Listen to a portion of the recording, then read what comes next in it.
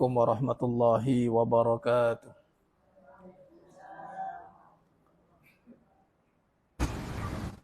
Bismillahirrahmanirrahim.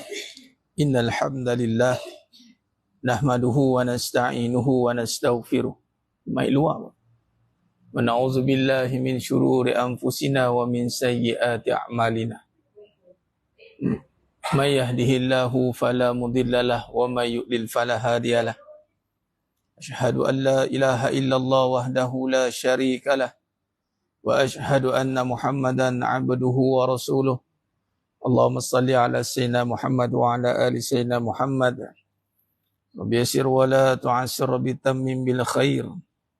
Rabbi shrah li sadri wa yassir li amri wahlul 'uqdatam bil lisani yafqahu qawli. Allahumma aftah alaina hikmataka wa anshur alaina min khazaini rahmatika ya arhamar rahimin. Wallahu alladhi la ilaha illa huwa alimul ghaibi wa syahada huwa rahmanur rahim. Wallahu alladhi la ilaha illa huwa al-malikul quddus al-malikul quddus as-salamul mu'minul muhaiminul azizul jabbarul mutakabbir. Subhanallahi amma yushrikun. Wallahul khaliqul bari'ul musawwiru lahul asma'ul husna. Yusabbihu lahu ma fis samawati wal ard wa huwal azizul hakim. ولا حول ولا قوة إلا بالله العلي العظيم ولا منجا من الله إلا إليه أما بعد أيها المؤمنون اتقوا الله أوصيكم وإياي بتقوى الله فقد فاز المتقون. Sidang jemaah yang dimuliakan Allah Subhanahu wa taala, mudah-mudahan kita semua tergolong dalam golongan hamba-hambanya yang benar-benar bersyukur. Amin ya rabbal alamin. Alhamdulillah, syukur pada Allah SWT pada pagi yang penuh berkah ni, di waktu duha ini Allah izinkan kita lagi sekali untuk kita berada dalam suasana ketaatan, dalam majlis zikrullah, radah min radhi jannah, di dalam bulan yang mana padanya itu ada kelebihan. Itulah bulan 10 Syakban. Alhamdulillah, kita telah pun melepasi satu bulan yang Allah muliakan juga, yakni bulan Rajab, Syakban, dan kita sedang menuju ke satu bulan yang dinanti-nantikan oleh orang beriman, yakni bulan Ramadan Al-Mubarak. Alhamdulillah, jadi pada hari yang penuh barakah ni, insya-Allah kita akan cuba kupaskan kembali bagaimana kita nak kaitkan penghayatan yang pertama dalam bulan Rajab, apa yang berlaku, yakni peristiwa Isra' wal Mi'raj. Dan kita tak nak peristiwa-peristiwa yang besar dalam tarikh Islam ini hanya habis waktu itu, habis itu. Contoh 27 Rejab, dah habis dah, lupa dah contoh. Kita kena ambil ibrah dia dan kita kena pakai dan serap dalam kehidupan sepanjang hayat kita. Itu yang sebaiknya. Bagaimana kita nak serap dia, nak jadikan dalam perbahasan kelebihan ataupun setiap tarikh yang penting di dalam bulan-bulan Islam ini, kita mampu terjemahkan dalam kehidupan. Kemudian dalam perjalanan bulan Rajab, maka kita telah pun masuk dalam bulan yang mana padanya juga ada kelebihan, itulah bulan Syakban. Kelebihan pada bulan Syakban ni apa dia, jemaah sekalian? Dalam satu hadis Nabi sallallahu alaihi wasallam di luar ni.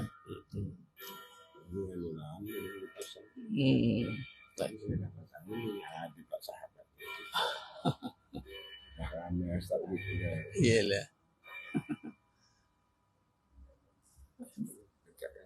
Subhanallah, subhanallah. Baru benar. Ini nur lah ni. Subhanallah, subhanallah. Baru menusuk qalbu dah. Baik. Maka kelebihan yang kita akan bincangkan bulan Rajab itu Isra' wal Mi'raj, insya-Allah kita akan cuba ceritakan bagaimana perjalanan ibrah, dan kita cerita perjalanan Isra' wal Mi'raj dan ibrahnya, ibrah di dalam bulan bulan Rajab ini Isra' wal Mi'raj, dan kita akan lihat kelebihan bulan Syakban juga, manakala kita telah pun masuk bulan Syaban. Dalam satu hadis Nabi SAW daripada Usamah bin Zaid radhiyallahu an, beliau berkata, wahai Rasulullah, aku tidak pernah melihat engkau berpuasa dalam satu bulan sebagaimana engkau berpuasa di dalam bulan Syaban. Nabi SAW bersabda, qal zalika syahru yaghfulun nas anhu baina Rajabin wa Ramadan wa huwa syahru turfa'u fihi al-a'malu ila rabbil alamin fa uhibbu ay yurfa'a fa uhibbu ay yurfa'u amili wa ana sha'im. Baik. Yang bermaksud, kata Nabi SAW, qal zalika syahru yaghful, yakni satu bulan yang mana manusia sering lalai padanya antara Rajabin wa Ramadan, bulan yang seringkali manusia terlepas pandang, lalai. Nabi kata itulah bulan yang berada di antara Rajab dan Ramadan. Wa huwa syahru turfa'u fihi al-a'mal, yang mana bulan tersebut adalah bulan-bulan yang diangkat amalan-amalan kepada Allah. A'malu ila rabbi alamin, amalan kepada Allah Rabbul Alamin. Maka aku suka, fa'uhibbu ayyurfa'a amali, maka aku suka ketika amalanku, amali wa ana sha'im, maka aku suka ketika amalanku diangkat dalam keadaan aku sedang berpuasa. Riwayat An-Nasa'i, kitab puasa, bab puasa Nabi SAW. Baik.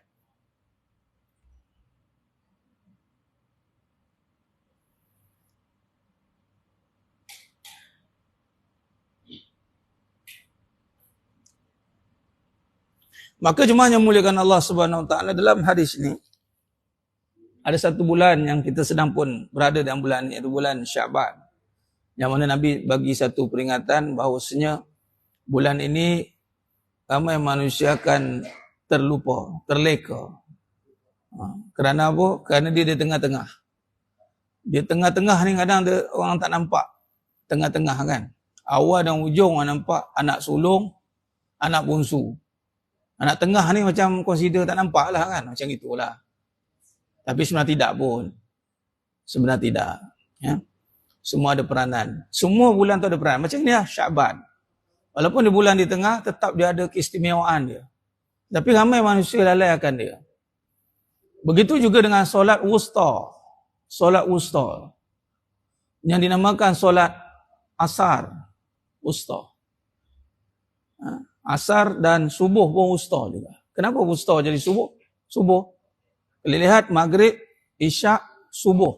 Zuhur, asar. Kedudukan asar ni kalau ikut susunan waktu solat, dia adalah susunan yang terakhir. Tapi ketika disusun pada kedudukan subuh, zuhur, asar, maghrib, isyak, asar jadi tengah. Jadi wusta. Jadi tengah-tengah ni kena bagi perhatian. Sama dengan solat wusta pun. Allah suruh bagi perhatian, jaga. Dalam bulan Syaban ni, apa perkara yang berlaku pada malam nisfu Syaban nanti, itulah malam yang Allah angkat seluruh amalan kita setahun. Jadi setiap tahun, buku log kita, buku report kita, buku amal kita diangkat pada setiap kali nisfu Syaban. Tapi kalau kita lihat bagaimana perjalanan Rajab. Bermulanya perjalanan nak mengangkat amalan ni jemaah sekalian, kalau kita lihat Allah nak angkat amalan kita ni, maka diperjalankan pada itu peristiwa yang besar. Itulah berlaku pada bulan Rajab. Padanya berlakunya peristiwa perjalanan Nabi SAW, yang mana diperjalankan Nabi daripada minal masjidil haram ilal masjidil aqsa, yang padanya itu berlakulah satu syariat diperintahkan, yang mana syariat itu tidak ada perantara, melalui Jibril alaihi salam, satu-satunya syariat yang disyariatkan langsung terus kepada bagi Nabi Muhammad sallallahu alaihi wasallam, itulah syariat salat. Kalau kita lihat, salat kemudian amalan diangkat. Ibarat begitulah. kalau susunannya. Solat, amalan diangkat. Maka amalan yang utama bagi umat Islam tu, orang beriman tu adalah solat. Imanuddin, tiang agama. Menjaga solat, itu adalah menjaga hubungan, wasilah, perantara yang membawa kita kepada sebagai seorang hamba kepada pencipta. Maka itu satu peristiwa yang besar yang menjadikan peristiwa Isra wal Mi'raj ini dicatatkan dalam catatan sejarah Islam kerana padanya diturunkan syariat yang menjadi tiang kepada agama. Itulah salat. Jadi hidup kita ni pun kalau lihat nanti perbahasan dalam ketika Allah SWT mensyariatkan salat kepada bagi Nabi Muhammad SAW itu asalnya 50 waktu. Cuba bikin 50 waktu. Cuba bagi 24 jam. Berapa dapat? Satu waktu ambil lah paling ringkas 2 rakaat. Bermaksud satu hari kita ada 100 rakaat. 100 rakaat, satu waktu solat kurang lebih dalam setengah jam, subuh lah kira. Kurang lebih tu kalau kita pergi masjid tu, solat bersama imam tu, kalau ikutkan timing dia, azan, kemudian ada qabliyahnya, kemudian solatnya, kemudian habis solat ada zikirnya, kurang lebih dalam setengah jam lah. Kalau setengah jam tu dibagi dengan 24 jam, memanglah setiap setengah jam adalah waktu solat. Setiap setengah jam waktu solat. Memang bertelekong lah ajar-ajar semua. Tak ke mana lah jawab. Tak ada lah nak buat donat ke, kuih loyang ke, nak ke mana ke, tak ada lah gamaknya. Bilal dengan mikrofon lah kerja nak bang je. Tak ke mana. Tapi itu, makna kata, yang pertama-tama kalau kita lihat, kita terus cerita intipati Isra' Mi'raj dulu, kemudian baru kita pecahkan dia. Intipati kepada perjalanan hidup seorang Islam itu adalah solat. Itu intipatinya. Perbuatan, nak buat apa hidup ni ya? Solat. Bukan terfikir, apa aku nak kena buat dalam hidup ni ya? Tahulah apa nak buat lagi. Tak ada tahu apa nak buat lagi, solat. Malah nanti kita masuk bulan Ramadan. Bulan Ramadan, bulan yang meriah dengan solat. Itulah pada malamnya solat tarawih. Buat 20 rakaat malam tu. Biasa kita dah lepas isyak tu dah menyandar kat dinding dah. Dah kuyu. Bukan lepas isyak, tengah isyak pun dah kuyu dah mata. Ya Allah, mengantuk malam ni. Cuba tengok Ramadan. Nah, sekarang isyak pun dah lambat 8.40. Kan? Solat pukul 9. Tarawih 9.30. Pukul 10.30 baru habis. More lagi. Pumpang. Udah pukul 11 lebih. Tadarus pula. Belum masuk mahaban pula. Malam pun ada mahaban katanya.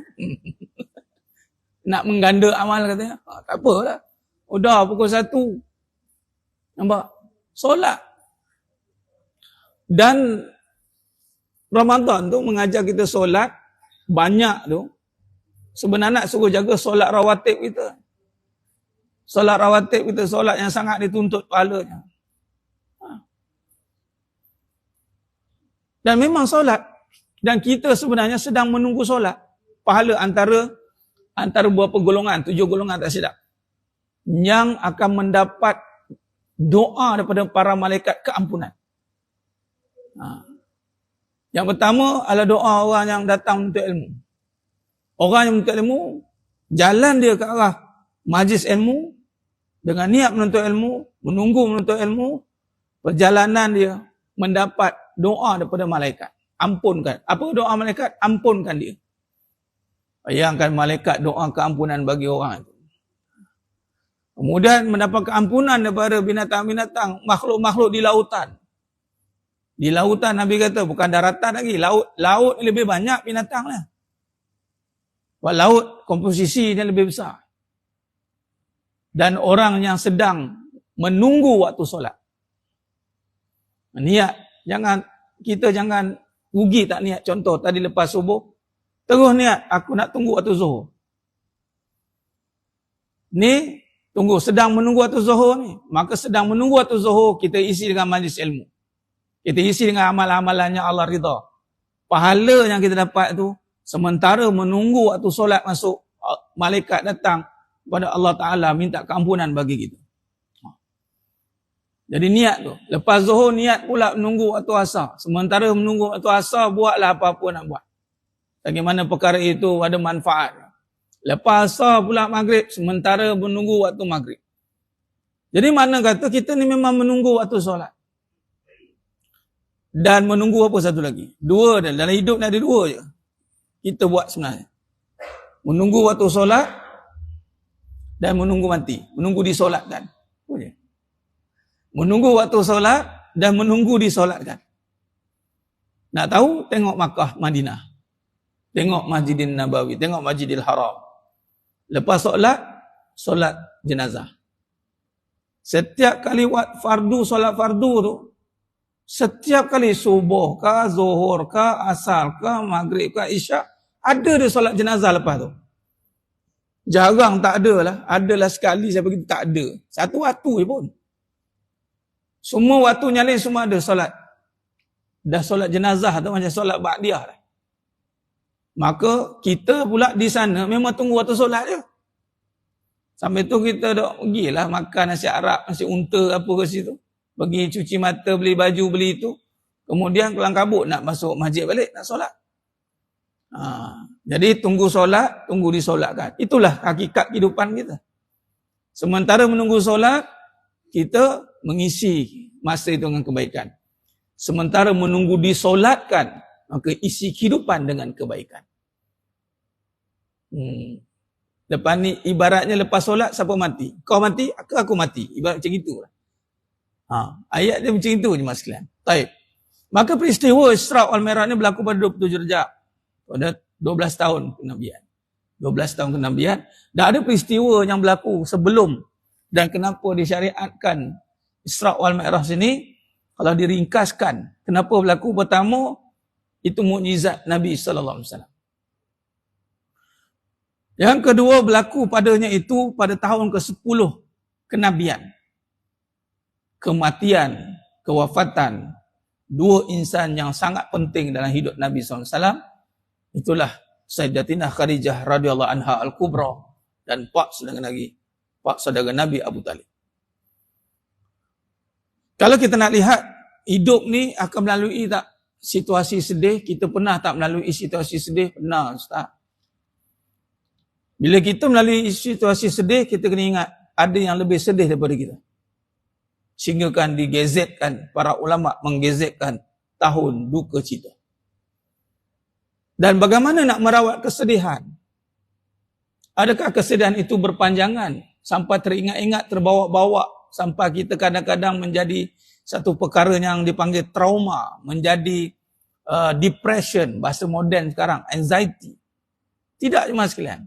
Cuba lihat, bila peristiwa 10 pada tahun ke-10 kenabian itu, kewafatan isteri baginda Nabi SAW, Nabi sedih kehilangan isteri bukan sebab kehilangan isteri saja, tetapi itulah isteri dan manusia yang pertama masuk Islam.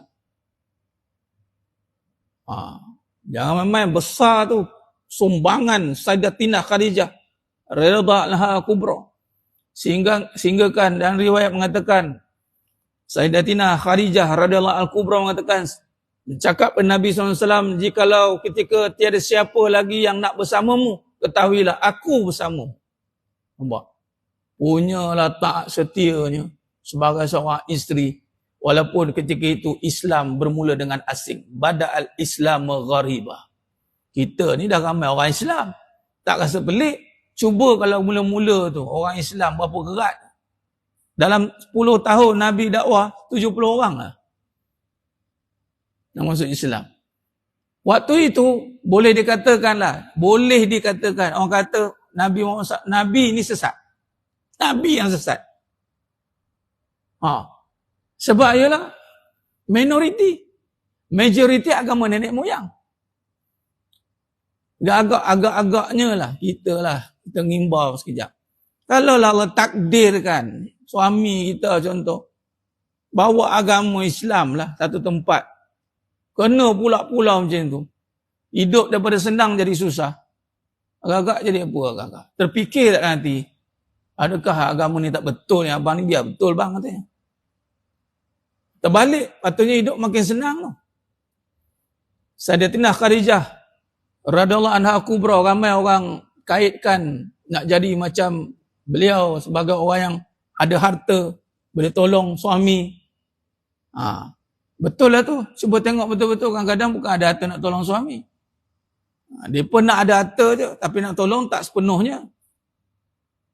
Tapi Sayyidatina Khadijah tidak. Daripada ada harta habis sampai boleh tinggal tulang belulang. Daripada golongan bangsawan di pulau. Nak bagi tahu sampai macam tu Ustaz Nabi sedih ke? Bukan sekadar sedih isteri hilang. Meninggal. Tapi perjuangan yang Islam yang didokong oleh Nabi SAW itu disokong oleh isteri. Tanpa prejudis, tanpa perlu berhujah-hujah. Sayyidatina Khadijah radhiyallahu anha kubra ni orang yang intelijen, cerdik. Dia nak soal, dia boleh soal. Alah, macam orang-orang perempuan yang perasaan pandai, minta maaf saya cakap, bila pandai kira duit sikit, bila pandai berniaga, dia kata dia cerdik. Dia suka argue. Sayyidatina Khadijah radhiyallahu al-kubra tidak begitu. Tidak pernah argue pun. Siapa Allah? Tak pernah. Walaupun nama tu pertama kali dia dengar. Dan dia bertentang dengan keluarganya.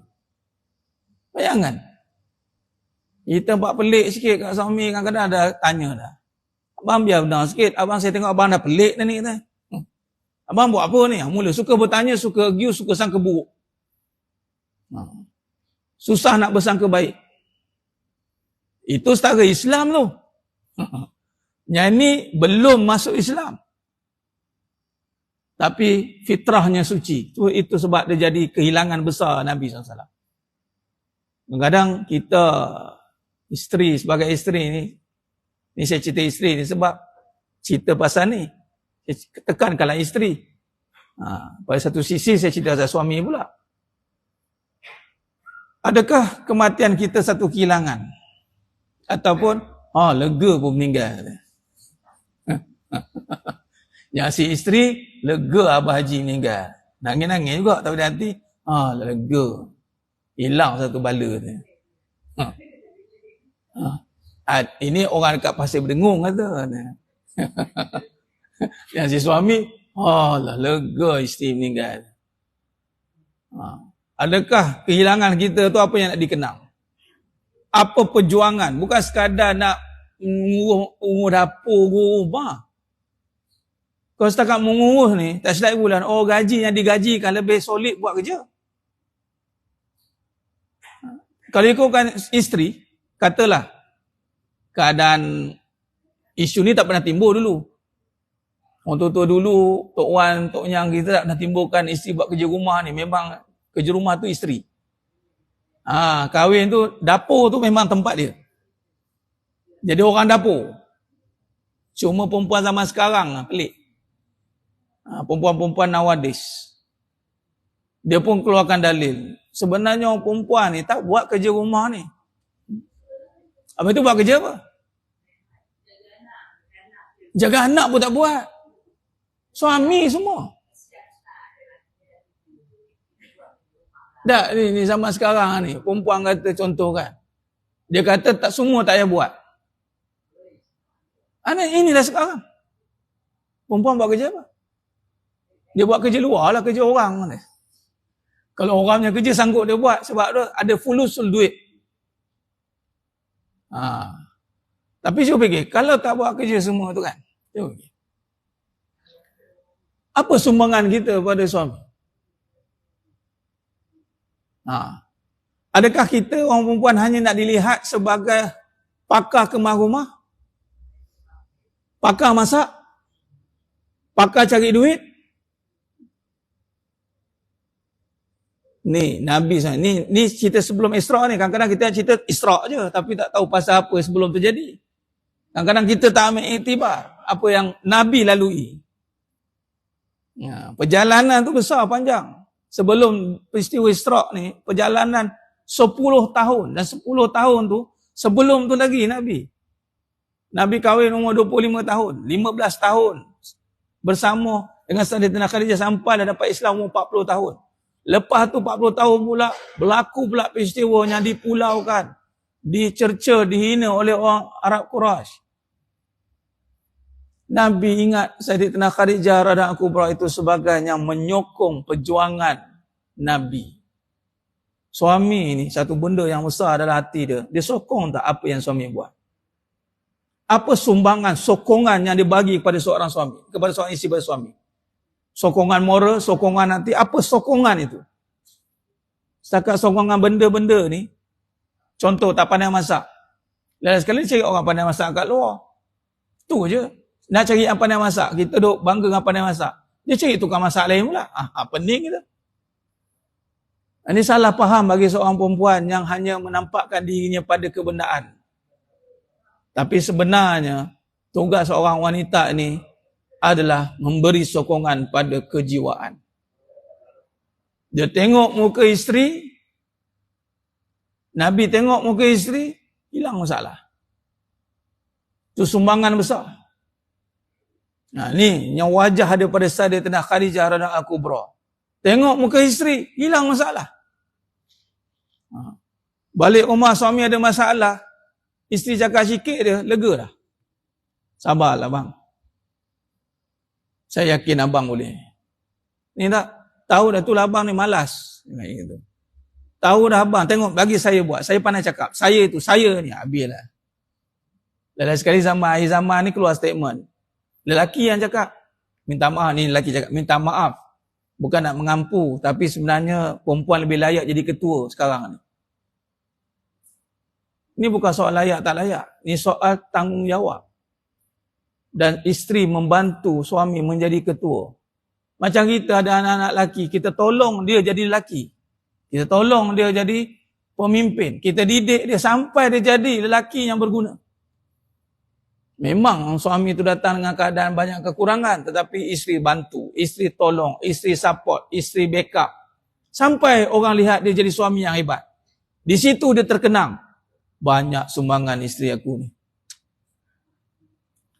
Itu kalau isteri. Kalau suami pula, isteri dapat suami yang mendidik isteri. Itu besar pula. Menjaga isteri. Isteri pun rasa sumbangan besar suami. Bukan rumah, bukan duit. Isteri bukan nak harta benda ni pun. Betul tak? Muka-muka ni, muka tak kisah apa ada ni. Sungguh. Betul lah tu kan.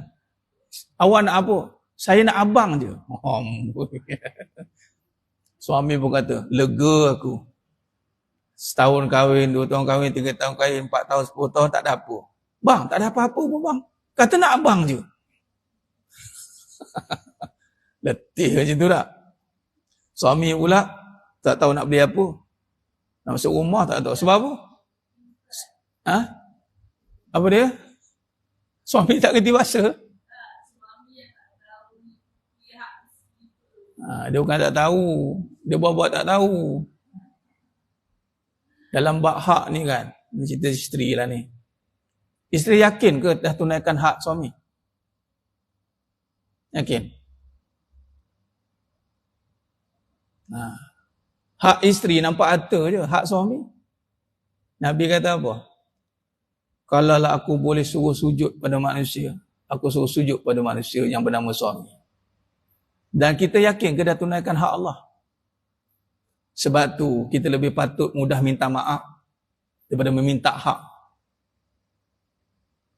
Suami pun sama, dia takkan mampu nak selesaikan hak pada isteri.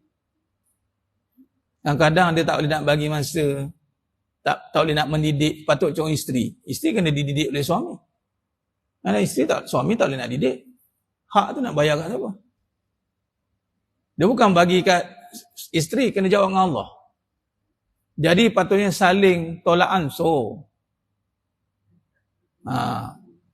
Contoh seorang anak. Anak tu yakin ke dia dah tunaikan hak sebagai anak? Kita yakin sebagai mak. Nabi kata, air susu setitis, air susu ibu pun kau tak terbayar. Kau buatlah tunaikan hak kau apa pun, tak terbayar. Sama perempuan. Tak terbayar hak sebagai suami. Sebab hak taat ni besar. Takkan terbayar. Jadi cara ni sebab tu ada ciri isteri solehah tu adalah sering meminta maaf. Tu Nabi kata. Bukan suami yang minta maaf tu. Isteri yang meminta maaf. Dan ini ada pada Sayyidatina Khadijah radhiyallahu kubra. Semua kesempurnaan ada kat ibunda kita. Ummahatul Mukminin.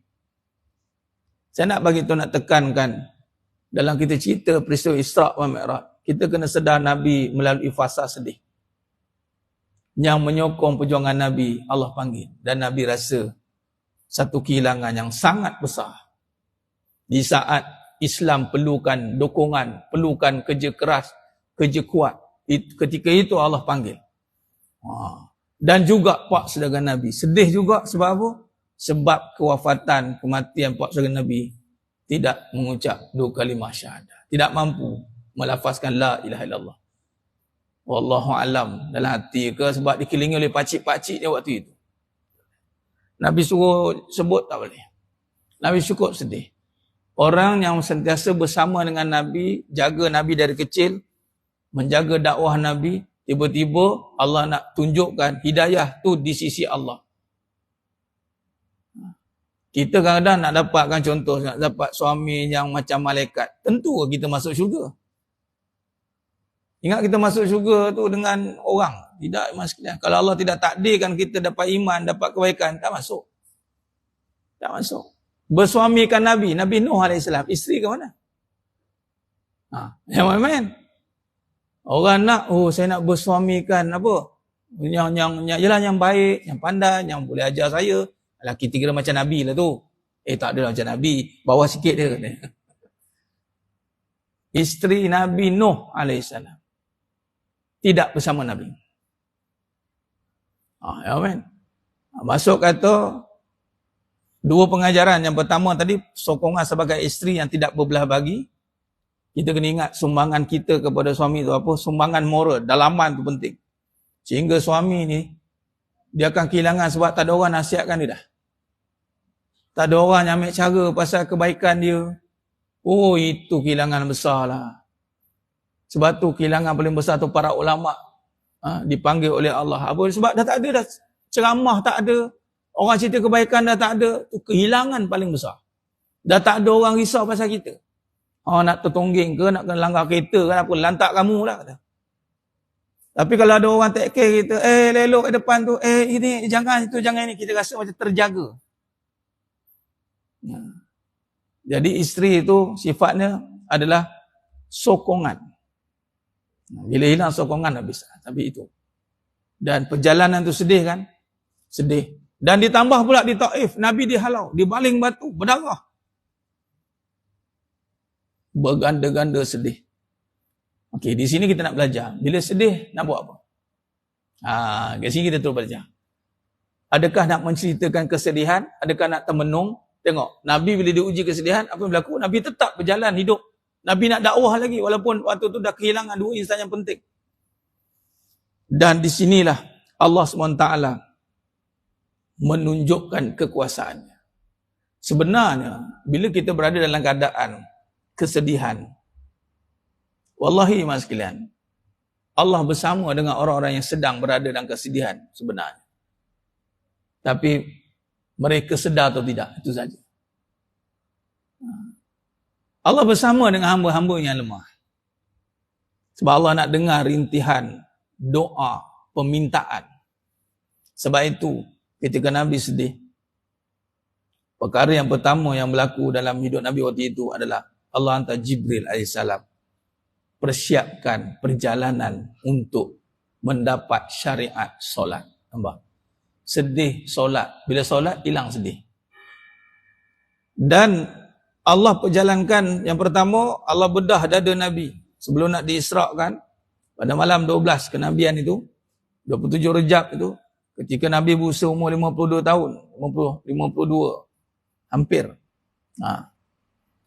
Berlaku selepas setahun lebih kewafatan isteri Nabi dan kematian 4 dari Nabi, dan setahun lebih sebelum Nabi nak hijrah. Di pertengahan antara 10 tahun ke-13 tahun ke-12 tengah-tengah berlaku. Maka Allah perjalankan Nabi, sebelum itu dibedah dada Nabi, kemudian dimasukkan dua perkara. Pertama ilmu, kedua hikmah. Ini ketika sedih mas sekalian, maka cari ilmu.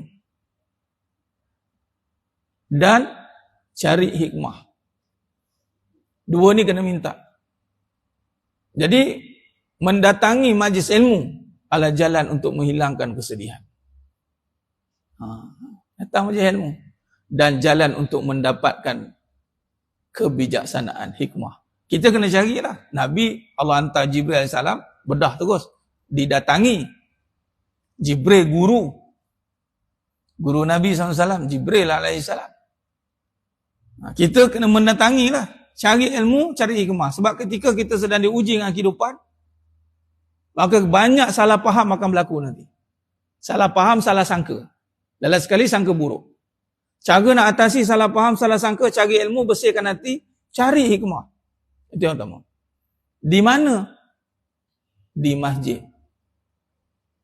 Sebab tu kalau wanita datang masjid, apa hukumnya? Menuntut ilmu. Menuntut ilmu tu wajib, fardu.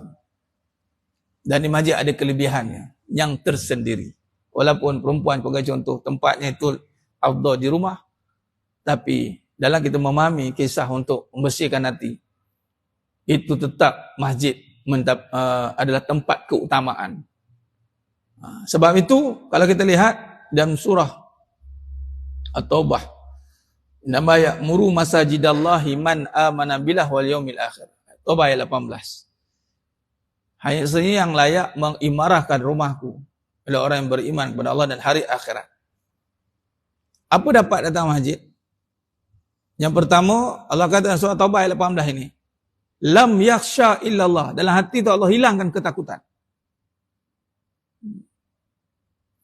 Apa yang kita takut dalam hidup ni? Takut kehilangan, takut rugi, takut itu. Macam-macam takut dalam hidup ni. Malah ditakut-takutkan lebih banyak sebenarnya. Bukan takut betul pun. Banyak ditakut-takutkan. Dengar cakap orang lebih banyak.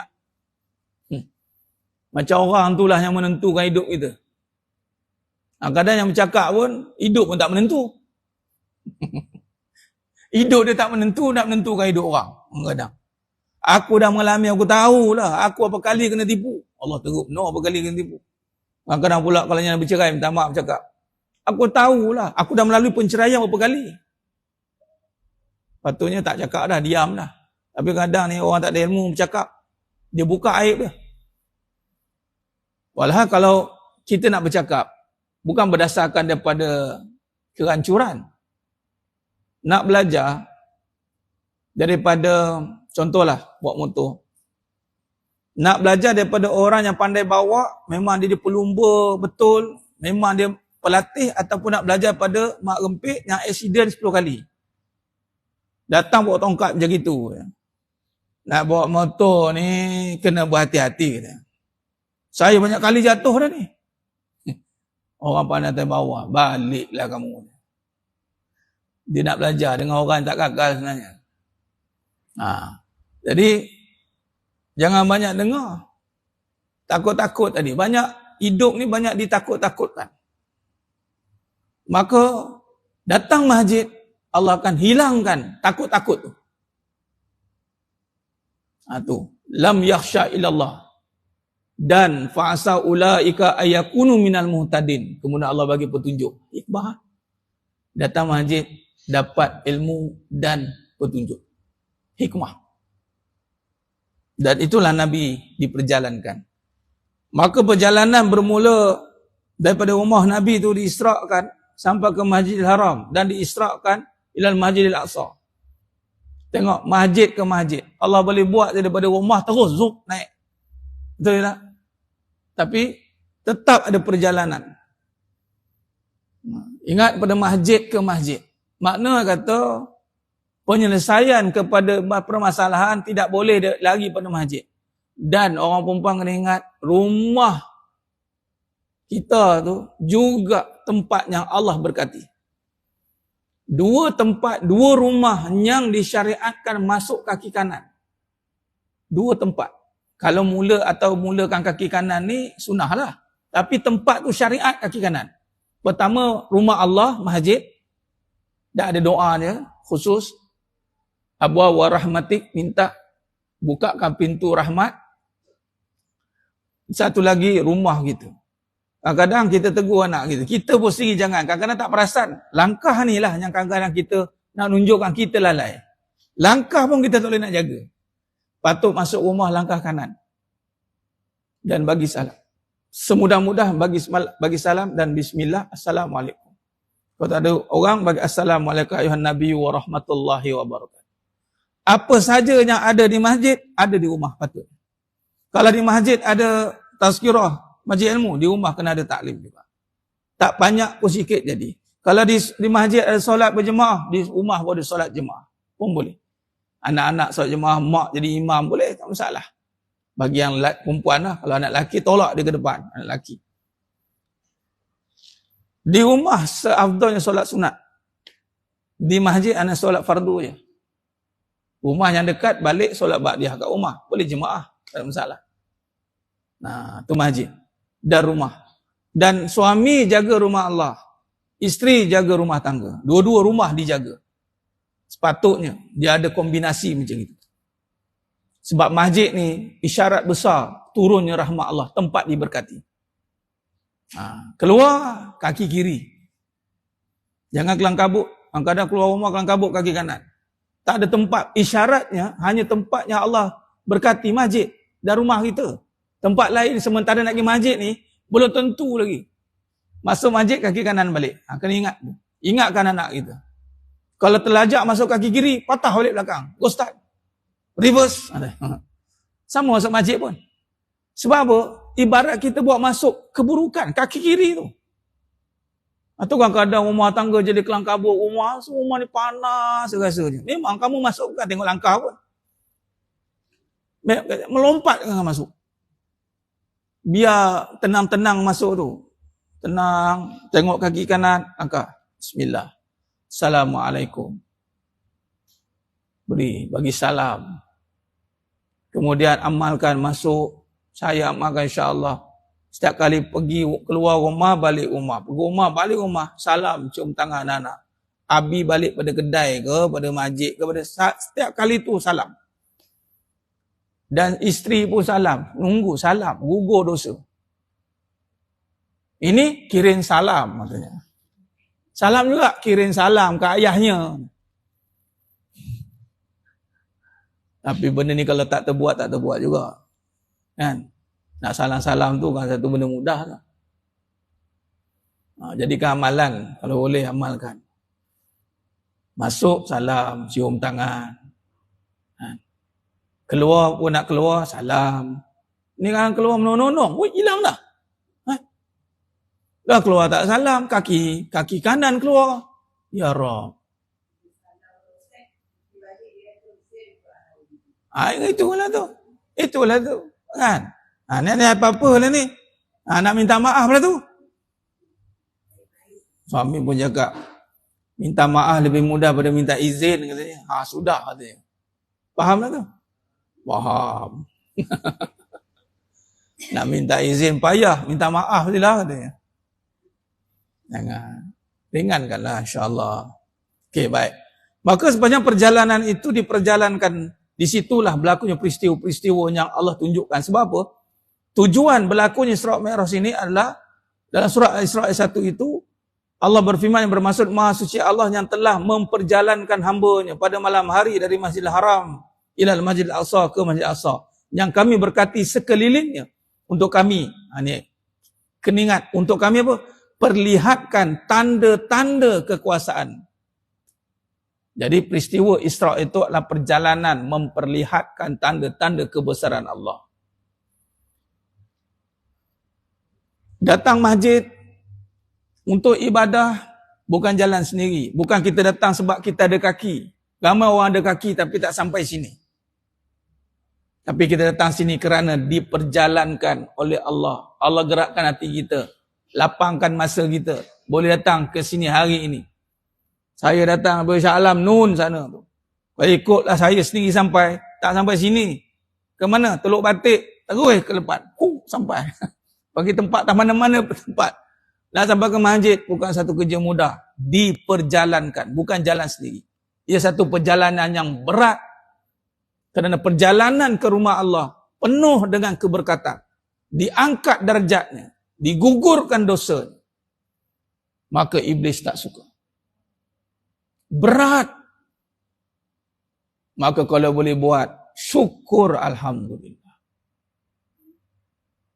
Tak ada lagi perjalanan yang Allah berkati, melainkan datang ke rumah Allah. Kalau orang tanya, boleh kata rumah Allah ni Ustaz, itu perjalanan yang diberkati.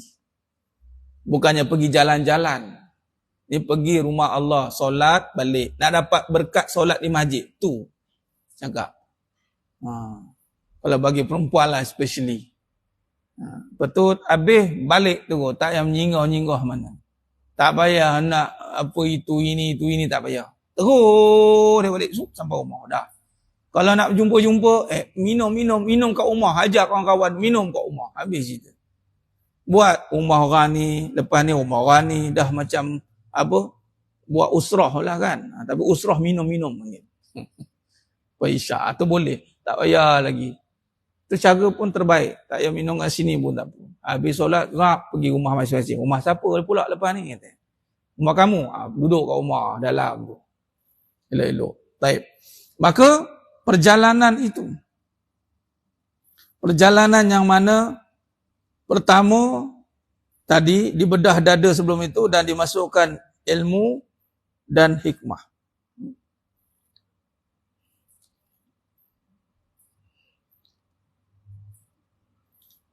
Dan kita akan lihat bagaimana Nabi SAW bila kita menuju ke satu perkara untuk ibadah ni dengan kekuasaan Allah, maka Allah datangkan kenderaan yang hebat. Itu bagi buraq, binatang di syurga. Kelajuan cahaya. Sekali pucuk, pum pergi. Sebab itu daripada Masjidil Haram dan Masjid Aqsa tu semalaman saja. Inilah peristiwa yang menggugat iman. Tengok ya. Ayat ini dimulakan dengan Maha Suci Allah, Subhanallazi. Bila Maha Suci Allah tu menunjukkan takdis, menunjukkan kesucian, menunjukkan bahawasanya bahawa Allah SWT itu sempurna sifatnya. Bila Allah itu sempurna sifatnya, tiada kecacatan, maka di situlah berlakunya kekuasaan. Maka tidak hairan satu perjalanan yang pada hukum manusia adat itu berjalan kaki apatah, apa saja kenderaan tidak akan mampu sampai dalam tempoh semalaman ke Masjidil minal Masjid Haram ila Masjid Aqsa itu. Beribu kilometer. Bukan nak ke sana Palestin tu, pada Mekah nak ke Palestin tu. Kan dekat. Dan sekarang rupanya kita baru nak dapat teknologi itu. Dulu kita dengar pelik, tapi sekarang pergi Mekah 8 jam. Kira semalaman lah tu, ikut kan. Kalau gerak pukul 8 ataupun pukul 7, pukul 11, pukul 12 sampai. Cuma timing lah berubah. Semalaman lah. Kalau kita kira waktu Malaysia ni, semalaman sampai dah. Cuma sana waktu berubah jadi waktu lain. Kita ni, kita ingat kita maju tak? Dengan Islam, dengan Allah. Kena ingat satu ni jemaah sekalian. Dengan Islam, dengan Allah, sentiasa mengatasi ciptaan. Sentiasa maju. Kena ingat. Baik. Maka itulah Nabi berjalan. Diperjalankan. Pergi ke Madinah. Disitulah Nabi melalui Madinah, Madian, Bukit Tursina, Baitul Laham. Kemudian baru sampai ke Baitul Maqdis. Maka di situ dalam perjalanan, jemaah sekalian, di sinilah berlakunya dalam peristiwa Isra. Banyak. Pertama, setiap tempat-tempat yang berhenti itu Nabi solat. Nampak? Solat. Solat sunat. Dan di situ gambaran yang pertama ketika Nabi Isra itu yang pertama, Nabi dikejar oleh jin Ifrit. Perjalanan pertama. Tengok, bila kita nak ubah jadi baik ni, katalah perjalanan kita ni nak jadi baik. Kita akan dihambat oleh benda yang tak betul. Orang kan tak suka, rasa berat. Memang tu Nabi kena kejar dengan jin Ifrit. Nabi kena kejar. Kita Lagi kena kerumun setiap bulan. Jibril membawa obor api mengejar Nabi untuk menghalang perjalanan. Iktibar, setiap usaha kebaikan tidak akan terlepas pada ujian yang menghalang kita untuk jadi baik. So, hati-hati. Tak guna kamu jadi baik. Aku tahulah kamu dulu macam mana. Katanya, tak payahlah sekarang baru nak baik. Orang pelik. Tapi kita kena syukur. Sebab apa? Orang nampak dulu kita jahat. Sekarang kita nak jadi baik. Lantaklah, biarlah dia nak cerita buruk kita dulu. Kau tahu dia tu siapa dulu? Kenapa apa masalah kamu? Dia buruk yang dulu. Dengan kamu sekali lah yang cakap tu. Tapi yang bahaya kalau apa? Kamu tahu dia dulu. Rajin pergi kuliah. Sekarang pergi market dah. Sekarang dah tak pergi kuliah dah. Jangan. Dulu dia baik. Suka selawat. Tapi sekarang karaoke.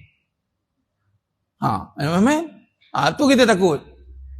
Cerita kebaikan kita dulu. Kalau orang cerita kejahatan kita dulu, lega kita. Sebab apa lega? Ustaz kan tukar aib. Siapa yang diaibkan? Pahala orang tu bubuh kat kita, dosa yang dia cerita tu bubuh kat dia. Itu nama tak cerdik cerita buruk orang.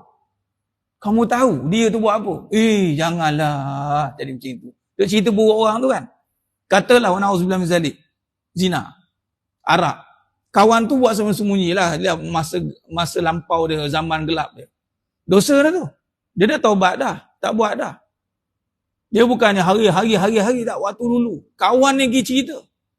Dosa yang dia dulu tu bubuh kat dia. Dia tak buat.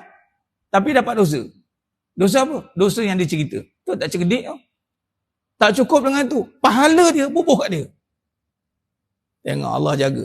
Sebab tu jangan takut untuk diaibkan.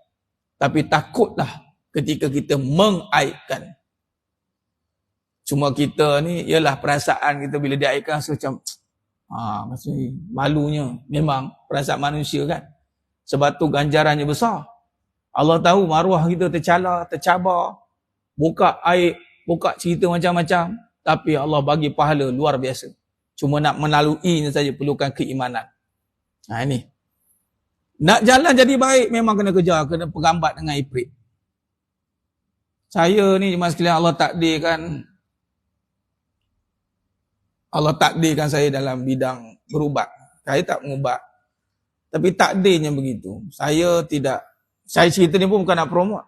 Memang kadang-kadang orang minta ni pun ikut waktunya. Promote tidak, menolak tidak.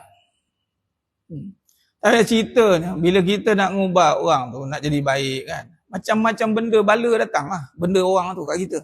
Faham? Dia marah lah kita, kau ni sibuk nak ubat dia kenapa? Ada satu tu lagi lah. Dia siap selalu survey saya kat rumah. Datang, jin dia dah, zup tengok. Oi, tak boleh masuk. Rumah ada berpagar katanya. Dapat tahu ni bila kita ngubat dia, jin tu jawab. Dia serang kita, dia serang. Dia tak suka. Sebab tu bila kita contoh nak tolong orang ke apa, siapa yang tak puas hati dengan orang tu, siapa kita tak tolong. Kita pun terpalit juga dengan masalah orang tu nanti. Faham?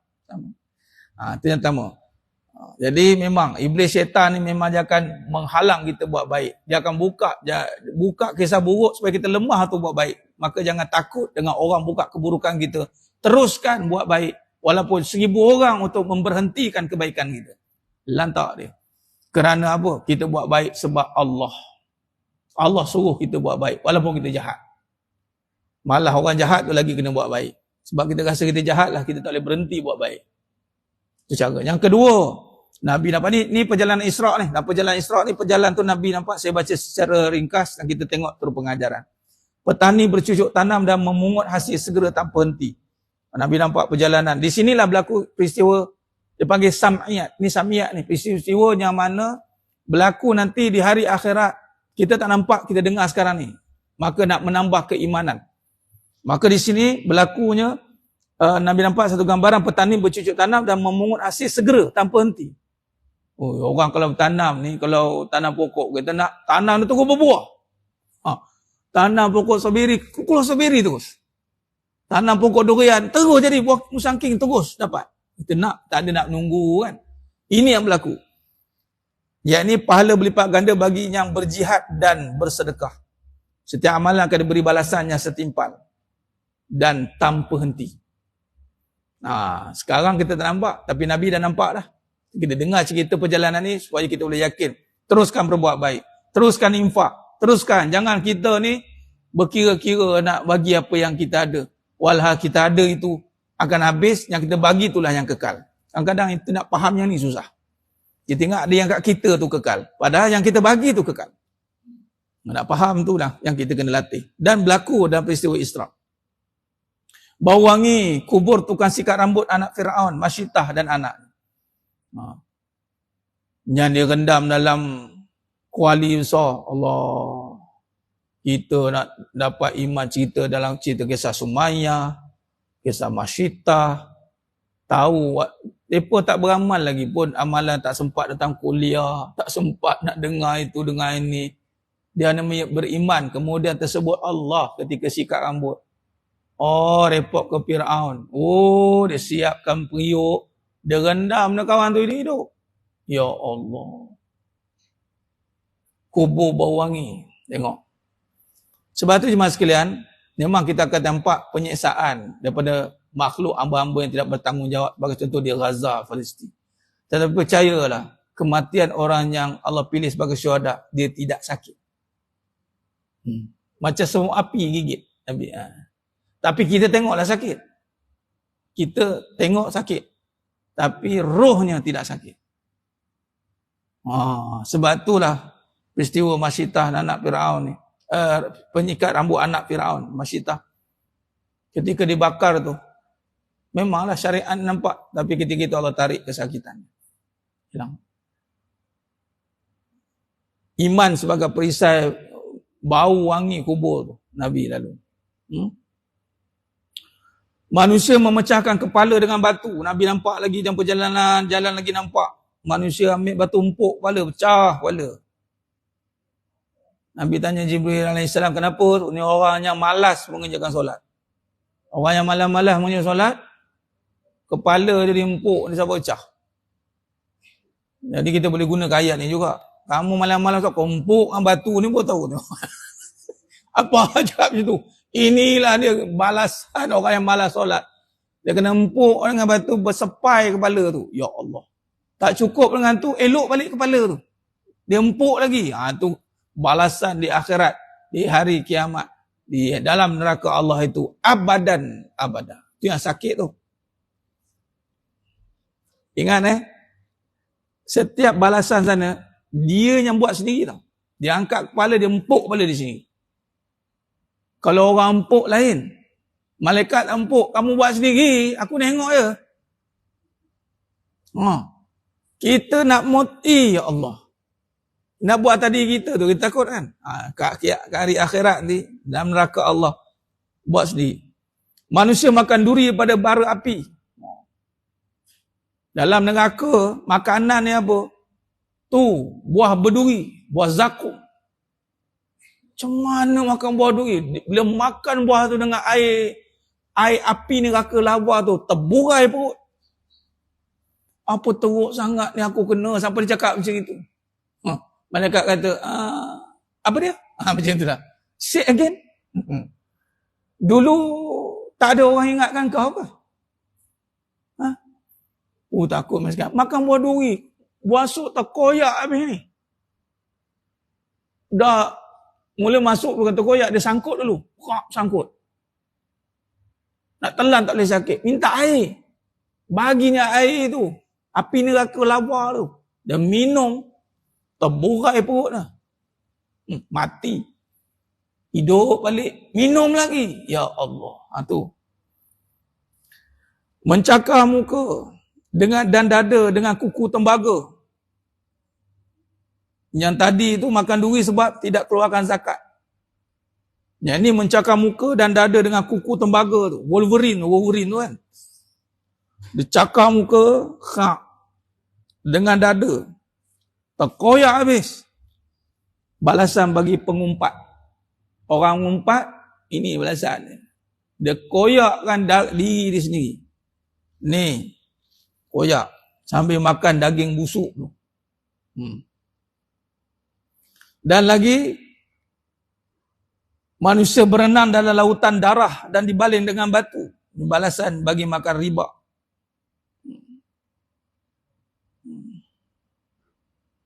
Menggunting lidah menggunakan gunting api neraka dan bercantum semula. Bagi orang yang berdusta, munafik, cakap, tak buat. Keluar lidah, potong. Sendiri, ni semua sendiri buat ni. Ini perjalanan Nabi. Ketika peristiwa Isra', Nabi dipertontonkan balasan-balasan dan ganjaran-ganjaran. Nah,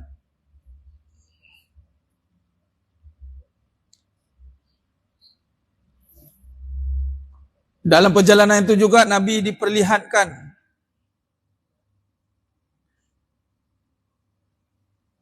perempuan yang terlalu tua, bongkok 3. Itulah umur dunia waktu itunya hampir kiamat. Waktu Nabi Isra' tu, cerita ni 1400 tahun dulu ni.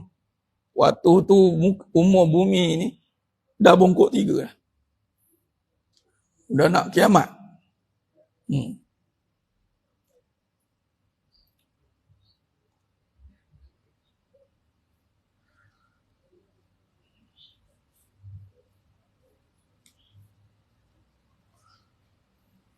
Dan Nabi juga diperjalankan, Nabi nampak wanita cantik yang penuh dengan perhiasan di tubuhnya.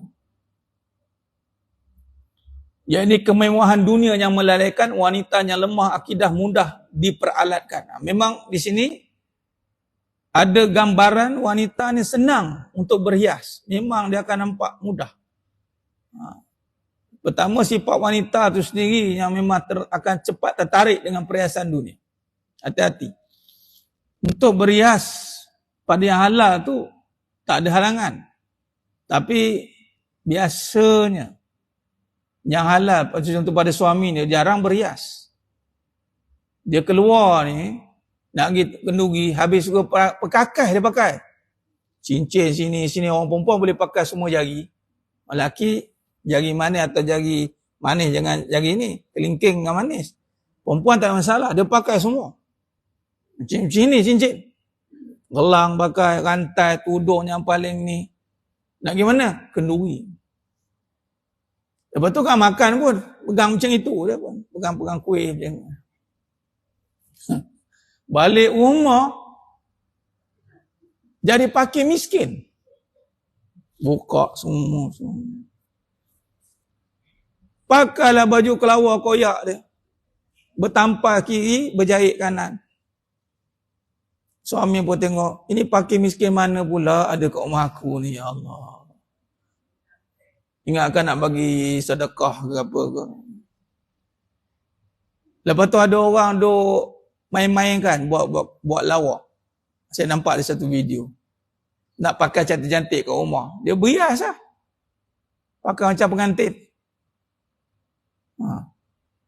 Kalau tanya balik, memang macam itu lah. Kamu ngadah kenapa? Ingat, bagi seorang isteri yang tak ada minat nak berhias depan suami, ketahuilah Allah dah halang dia untuk buat baik. Hati-hati. Boleh? Boleh?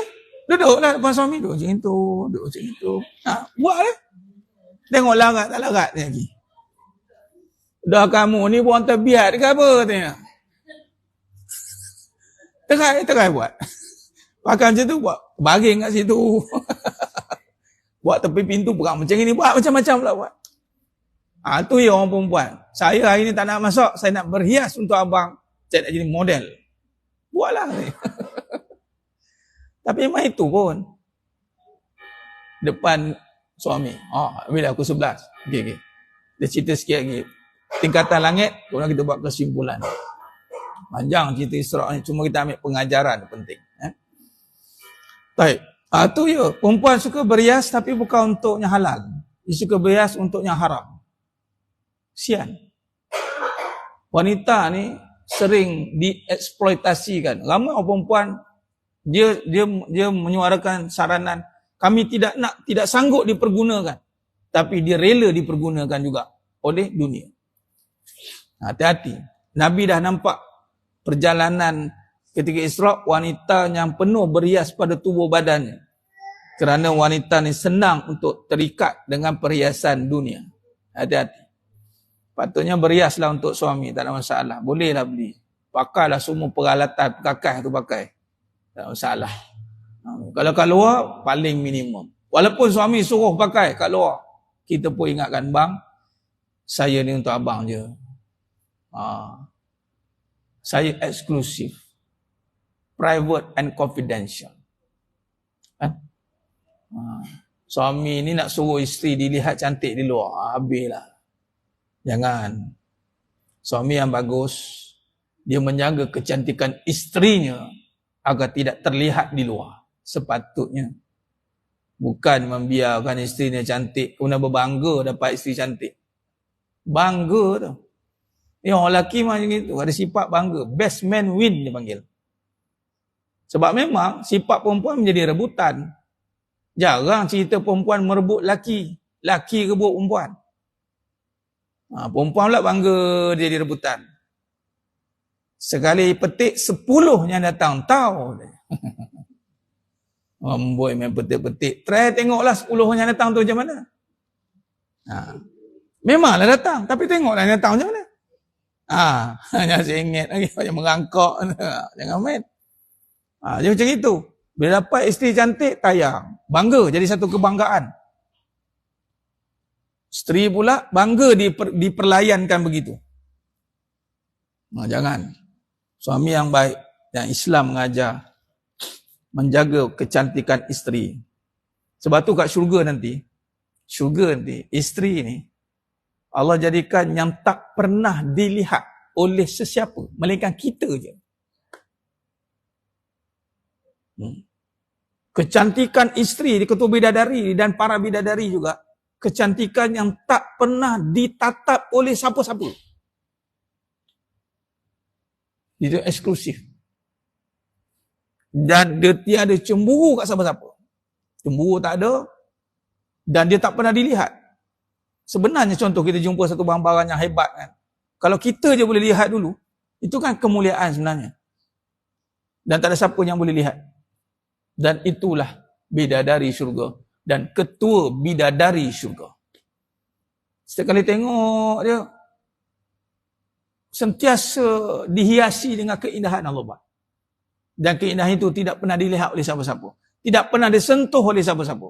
Tidak pernah dilihat oleh siapa-siapa. Dan isterinya tidak pernah sayang siapa-siapa. Ini reward untuk lelaki. Sayang siapa-siapa bukan senang. Kalau Allah buat dia sayang kat orang ni, udah. Termenung kawan. Masa dulu bagus lagi pada sekarang. Jam kawan. Amin. Itu satu penyiksaan, Allah seksa macam tu, buat tahu. Laki pula, sayang pula, dia tak sayang sepenuhnya. Sebab apa? Sebab apa laki tak sayang sepenuhnya? Dia tahu isteri dia sayang banyak perkara lain. Sebab tu minta maaf saya cakap, ramai yang kadang-kadang teruji dengan bila dia kahwin lagi. Kan? Dia ada kisah dulu. Yelah, Allah takdirkan dia cerai hidup, cerai mati. Kadang-kadang dia terasa suami tak boleh nak sayang dia penuh.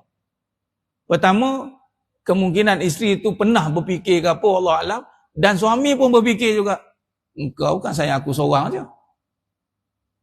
Kau pernah sayang orang lain. Sebab tu bersyukur dapat suami yang Allah berikan sifat ahli syurga tu diawalkan. Dia sayang betul-betul isteri dia. Isteri betul pula sayang betul-betul suami dia.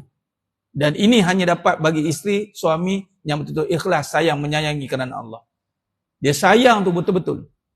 Dia tak ada fikir lain. Walaupun dia pernah kahwin ke, tak kahwin ke, dia sayang sungguh-sungguh. Baik. Maka itulah perjalanan Isra sehinggalah sampai ke Baitul Maqdis dan Nabi mengimamkan solat bagi semua para Nabi. Itulah diangkatnya ketua. Dan kemudian Nabi terus naik langit yang pertama bertemu dengan Nabi Adam AS. Langit yang kedua bertemu dengan Nabi Isa dan Yahya AS. Langit yang ketiga bertemu Nabi Yusuf AS. Langit yang keempat bertemu dengan Nabi Idris AS. Langit yang kelima bertemu Nabi Harun AS. Langit yang keenam bertemu dengan Nabi Musa AS. Dan langit yang ketujuh bertemu dengan Nabi Ibrahim AS. Di perjalanan tingkatan Nabi. Dan di sini saya nak tekankan, bahawasanya perjalanan Nabi naik ke langit, ibrah yang paling besar adalah Allah nak tunjukkan kejadian manusia itu lebih dimuliakan. Sebab langit ni sifatnya luas, sifatnya tinggi, langit. Tengok ya, manusia, tengok Allah muliakan, bermulakan kemuliaan para anbiya dan Nabi Muhammad SAW, dan kita umat Nabi Muhammad SAW. Allah buat langit ketujuh dan seterusnya ke Sidratul Muntaha. Pertama, nak mengisyaratkan solat tu paling tinggi amalan. Jangan pernah lihat solat tu amalan biasa-biasa. Dan di sinilah kita akan faham bahawasanya ketika kita susah, jangan kita menunggu pertolongan Allah. Mana pertolongan Allah? Sekiranya kita boleh melakukan solat, itulah pertolongan Allah. Wasta'inu bis sabri was salah wa innaha lakabiratun ila al khasyin. Jadi setiap masa kena ingat bahawa aku solat, inilah pertolongan Allah. Terutama solat fardu 5 waktu sehari semalam boleh ditunaikan pada awal waktu. Itu pertolongan yang paling besar. Dan kalau itu boleh berlaku dalam hidup kita, percayalah permasalahan kita yang lain sedang dalam pertolongan dan akan dipermudahkan bila masa. Kun fayakun.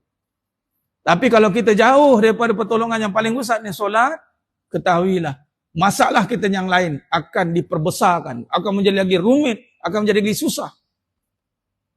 Jadi kita kena sentiasa yakin, aku solat ni, inilah pertolongan Allah. Jangan cakap, bila Allah nak tolong ni? Awak dah solat ni. Tak lah, dah solat dah macam-macam solat dah buat. Saya cakap macam itu lagi. Rasa sebatang kara lagi. Sudah lagi. Jangan.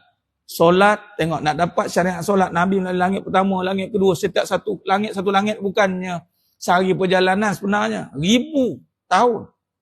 Tapi bila naik, zoom turun naik macam itu. Kekuasaan untuk dapat syariat solat dan nak menunjukkan manusia ini kejadian yang paling tinggi mengatasi kejadian Allah yang lain. Terutamanya Nabi Muhammad SAW.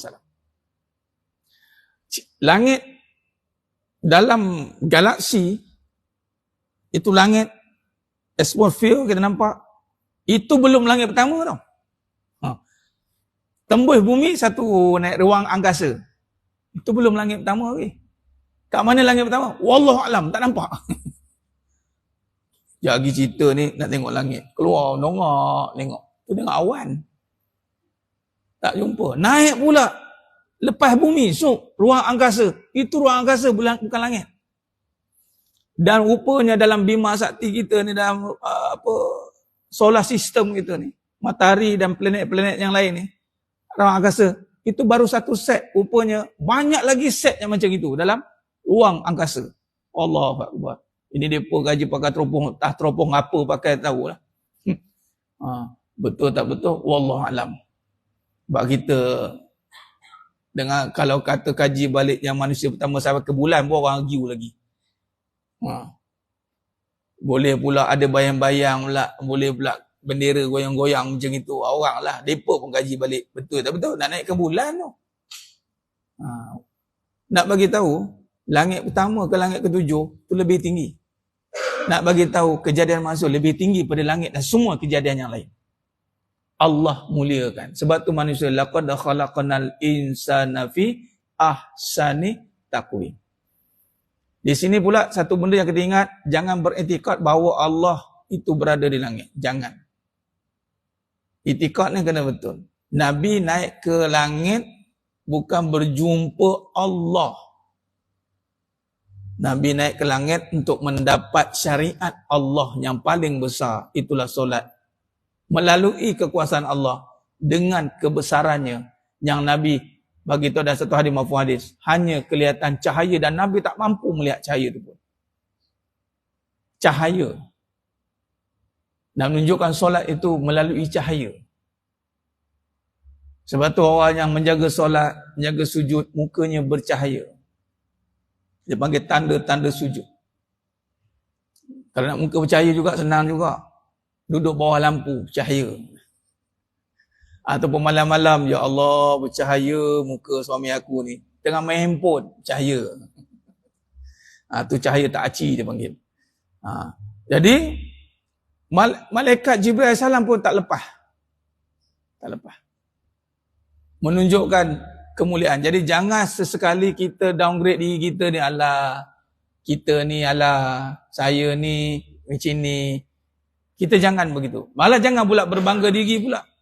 Tidak boleh. Tapi hargai diri itu. Syukuri nikmat kita jadi manusia. Terima kasih Allah, kau jadikan aku manusia. Cerita Isra' Mi'raj ini, aku belajar bahawasanya manusia itu tempat dia tinggi. Dan aku bersyukur jadi umat Nabi Muhammad sallallahu alaihi wasallam. Ketua para anbiya, kita umatnya. Dan di sini juga disyariatkan solat 50 waktu, dan di situ jugalah Allah mengangkat kelebihan kita sebagai umat Nabi SAW, yang mana mafhum hadis, setiap satu kebaikan dibayar, digandakan 10 ganda. Satu kebaikan 10 kali ganda Allah bayar. Satu kejahatan, satu kali ganda saja. Tu umat. Niat buat jahat belum dikira dosa. Niat buat baik dikira pahala. Itu kemuliaan umat Nabi Muhammad SAW. Dan di situ jugalah dikurniakan juga kedudukan yang tinggi. Itulah Nabi dilantik menjadi Habibullah, kekasih Allah. Dan kita adalah umat Nabi SAW, yang mana Nabi SAW itu adalah Habibullah. Jadi jemaah yang mulia Allah Ta'ala, dan di situ juga ketika itu Nabi dilihat bawa syurga, dan Nabi nampak juga neraka tengok, dan Nabi di situ peristiwa Isra' dan Mi'raj ini, Nabi diperlihatkan dengan rupa Jibril AS yang sebenar. Masih ada hadis panjang lah. Nanti kalau ada masa lagi, kita selit-selit lagi hadis yang berkenaan dengan peristiwa-peristiwa ni, insyaAllah. Jadi kesimpulan jemaah sekalian, dalam kesedihan, maka Allah perjalankan kita sepatutnya untuk bersihkan hati dengan ilmu. Datang menjadi ilmu, dan perjalankan ke tempat yang diberkati. Iaitu di masjid. Kemudian di situlah kita akan nampak bagaimana Allah mentadbir hati kita nanti. Dan kita kena nampak syariat solat itu adalah syariat yang besar, yang dapat pada kedudukan yang tertinggi dan direct kepada Allah. Dan semua kita ini sebenarnya dengan solat kita ada direct access untuk berhubung, tawajuh pada Allah SWT. Setiap orang ada peluang itu. Dan mudah-mudahan peristiwa Isra' wal Mi'raj ini menambahkan keimanan dan merasakan diri sebagai hamba, dan yang paling penting kita merasakan bahawa Allah SWT itu maha berkuasa untuk menzahirkan apa saja, sehingga kita akan tunduk dan patuh kepada Allah SWT. Wallahu a'lam. Itu saja perbahasan kita pada hari yang penuh barakah ni. Mudah-mudahan Allah berkati kita semua. Mudah-mudahan Allah tetapkan kita di dalam ketaatan, dan akhir kalam apabila kita mampu perjalankan kita ini kepada ketaatan, dan kita akan nampak perjalanan kita tidak berseorangan, mesti dengan pertolongan Allah. Sebab itu dan surah Al-Isra' 1 tu juga boleh kita ambil iktibar. Kita kata begini, ya Allah, perjalankan aku ya Allah daripada kebaikan, daripada keburukan kepada kebaikan. Ya Allah, perjalankan aku ya Allah daripada kesusahan kepada kesenangan ya Allah. Ya Allah, perjalankan aku ya Allah daripada kesempitan kepada kelapangan ya Allah. Ya Allah, perjalankan aku ya Allah daripada dunia yang penuh dengan kelalaian kepada akhirat yang berkekalan. Ya Allah, perjalankan aku ya Allah untuk menjadi hamba-Mu yang saleh dan salihah, sebagaimana Engkau perjalankan kekasih-Mu bagi Nabi Muhammad sallallahu alaihi wasallam. Rabbana atina fid dunya hasanah wa fil akhirati hasanah wa qina azabannar. Allahumma barik lana fi Sya'ban wa balighna Ramadan. Wassallallahu ala sayyidina Muhammad wa ala alihi wasallam walhamdulillahi rabbil alamin. Kita tangguh dengan tasbih kafarah dan suratul As. Subhanakallahumma wa bihamdika asyhadu an la ilaha illa anta astaghfiruka. Bismillahirrahmanirrahim. Wal 'asr. Innal insana fi khusr illa alladziina amanu wa 'amilus shalihaati wa tawassaw bil haqqi wa tawassaw bis sabr. Wallahu a'lam. Boleh.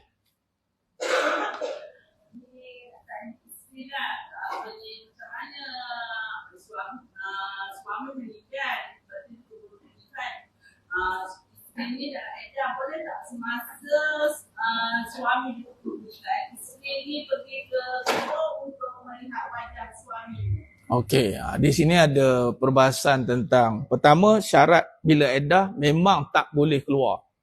Itu yang pertama. Tak boleh berhias. Dah tak boleh. Selama 4 bulan, 10 hari. Tetapi, ada klaus, ada yang menyatakan bahawasanya sekiranya contoh isteri itu perlu ke tempat yang klinik, pergi kerja, tempat-tempat yang ada keperluan, maka diperbolehkan hanya ke tempat itu. Kalau pergi kerja pun diperbolehkan, pergi ke klinik pun diperbolehkan, untuk beli barang-barang dapur mungkin tak ada siapa nak ni, diperbolehkan.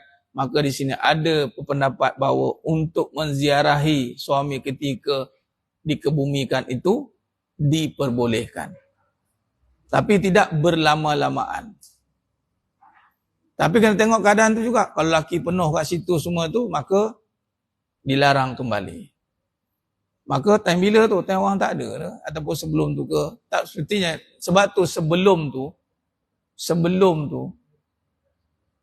tu kan jenazah kat rumah kan. Tengoklah kat situ mukanya. Bila dah ada bawa tu, tak pergi. Boleh pergi ziarah. Bolehlah pergi kubur. Semua orang yang mengantar kubur tu dah balik dan pergi. Ya.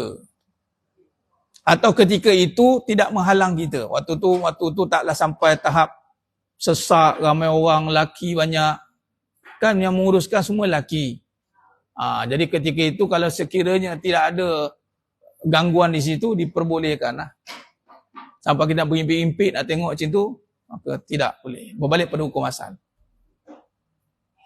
Maknanya dibolehkan ke tak dibolehkan? Ada keadaan tadi, dia tak boleh macam itu. Dia tak boleh kata boleh, tak boleh. Dia kata tengok keadaan tu. Keadaan sekiranya nak pergi dengan keadaan macam mana. Bila kita pergi tengok, laki penuh, maka tak payah pergi. Suasana tu. Poin dia sekarang menimbulkan fitnah. Itu cerita dia. Jelas. Diperbolehkan sekiranya tidak mendatangkan fitnah. Kalau seseorang tu mati belum bumi, boleh tak dikebumikan di dalam kuburan Islam atau boleh tak disembayangkan? Itu boleh, tetap sama. Dia bukan mati dalam keadaan keluar Islam. Dia dalam keadaan bunuh diri lah. Jelas? Kenapa? Fikir dia kafir ke? Itu soalan dia. Siapa yang menentukan nanti? Pihak jawatan kuasa lah. Selagi mana dia Islam. Bunuh diri berdosa besar. Bukan keluar agama. Dosa besar. Okey? Yang isunya adalah kalau keluar agama. Okey? Jadi ulama meletak.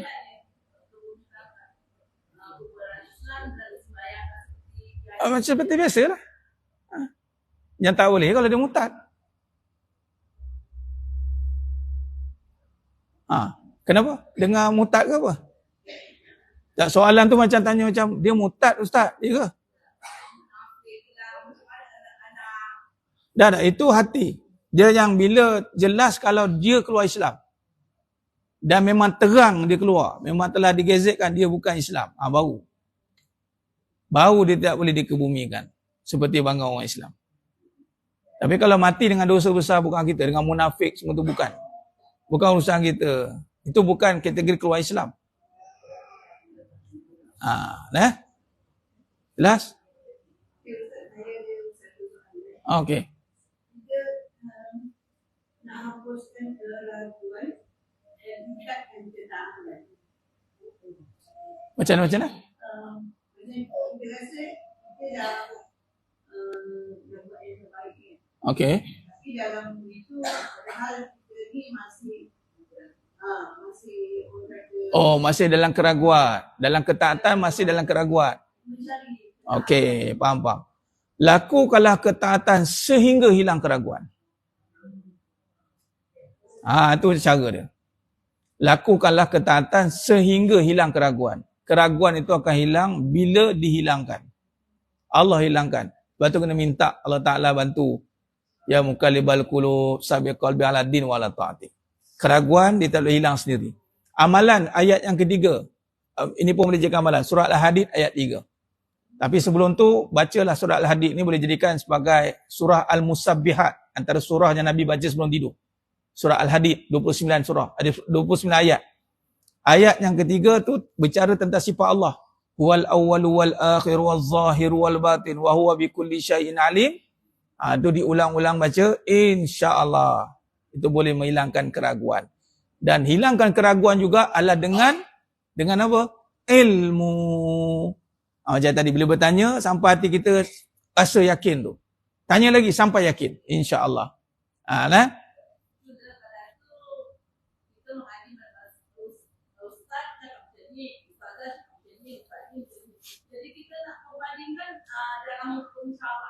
Selagi mana ada nas mengatakan boleh, selagi mana ada, dia panggil khilafiyah.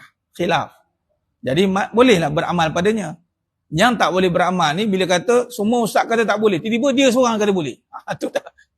Contoh, solat zuhur 4 rakaat. Tiba-tiba boleh tuan-tuan 3 rakaat ya. Faham 3 pula ni. Atau kotaknya jelaslah jumhur sepakat.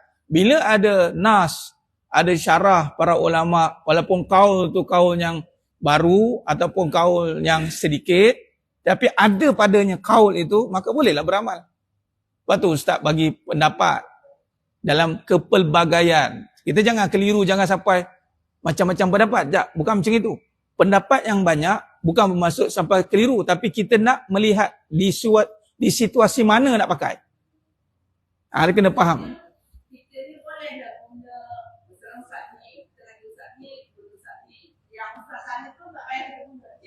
Ya, kalau ada dua pendapat boleh pilih pendapat tu. Dan dua-dua tu ada dalam perbincangan hukum. Dan ulama juga kalau nak menceritakan tentang pendapat, dia kena ceritakan semualah sepatutnya.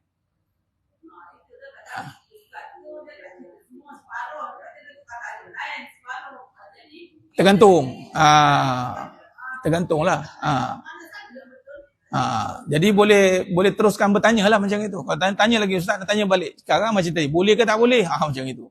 Tapi kita pun jawab bukan soal boleh tak boleh. Sebab hukumnya itu mengikut pada wakil kat situ. Hal kat situ. Sebab fiqah ni adalah mengikut kepada situasi itu. Cuma jangan tidak pada hukumnya qat'i lah. Jangan ada tetap haram-haram lah. Pada hukumnya ada nas, kat situ kita akan bahaskan. Itu perbahasan biasa manhaj fiqh lah. Banyak kat situ.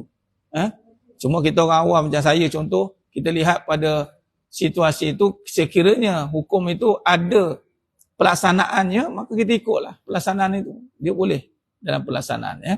Wallahu alam. Baik, itu saja. Khair. Mohon ampun maaf bersailah sekali atas kekurangan, atas kata tukaran bicara. Moga Allah SWT permudahkan, melengkapkan perbahasan kita pada pagi yang penuh berkah ni. Baik.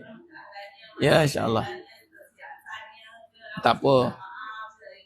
Boleh tak usah. Aku qouli hadza wa sallallahu azim wa lakum wa bil taufiq wal hidayah. Assalamualaikum warahmatullahi wabarakatuh. Tangguh dengan tasbih kafarah dan suratul asr. Subhanakallahumma wa bihamdik asyhadu an la ilaha illa anta astaghfiruka. Bismillahirrahmanirrahim wal 'asr. Inna insana fi khusr illa alladziina amanu wa amilus solihati wa tawassaw bil haqqi wa tawassaw bis sabr. Wallahu a'lam.